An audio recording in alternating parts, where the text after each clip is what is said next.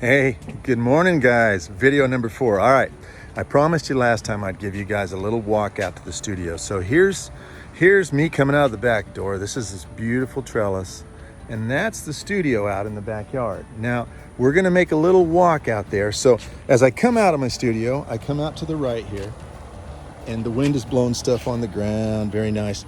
But there's my walkway. Now, as I walk up this walkway, I'm starting to think about being creative. Granted, there's times I have to hustle out here and get something and come back. But in the mornings, and when I know I'm coming to paint, as I walk my way in here, into this wonderful little studio, I know that I'm gonna be creative. If I can hang on to the phone, I know I'm gonna be doing the creative stuff I need to do. I can be waylaid on the way here because there's so much cool stuff going on in the yard. But that little walk right there, that little walk to this studio and to this blue door, this beautiful little blue door. Let's go inside and show you a little bit around. Now, granted, the studio is a mess, so bear with me here. It goes through shifts and changes.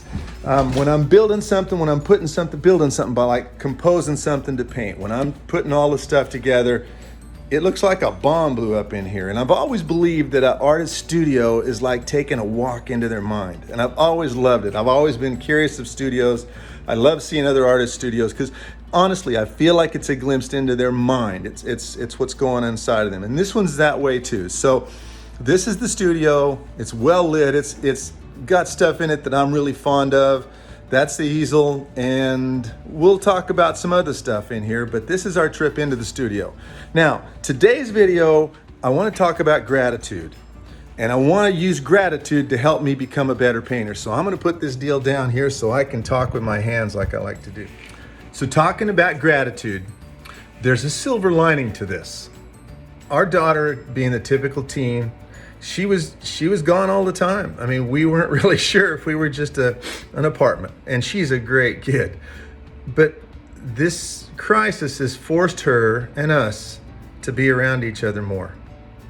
And the closeness that's developing is worth its weight in gold. And getting to be in the same house and listen to her sing when she's working on her voice, my God, man, it's amazing. And those are the little precious things that we should show gratitude for. Now, gratitude can help me paint too. I'm very, very grateful, same type of word, same meaning.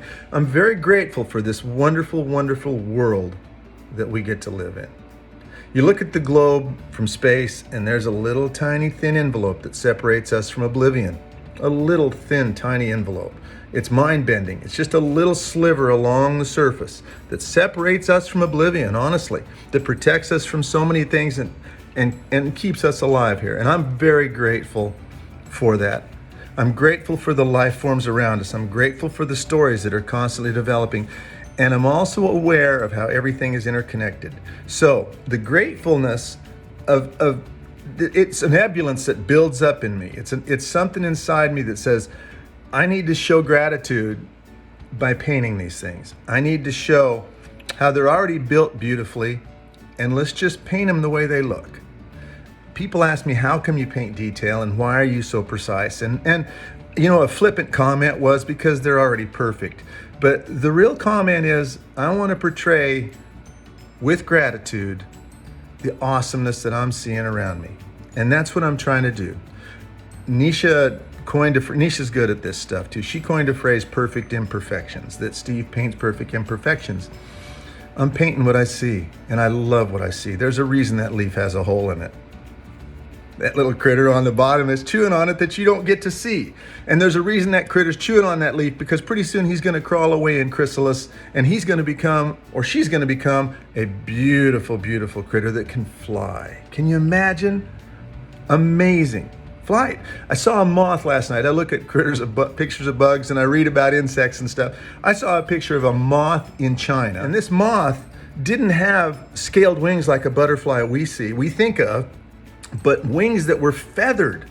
Phenomenal. Little interlacing feathers like this in between stems, and I'm thinking, my God, somebody must have made that. This thing isn't real. And the more I read, the more I found out it is real.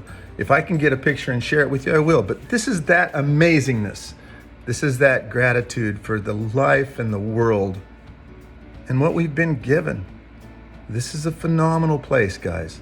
Be grateful, be abundantly grateful, and use that gratitude to be creative. Have a good day. Nice talking with you.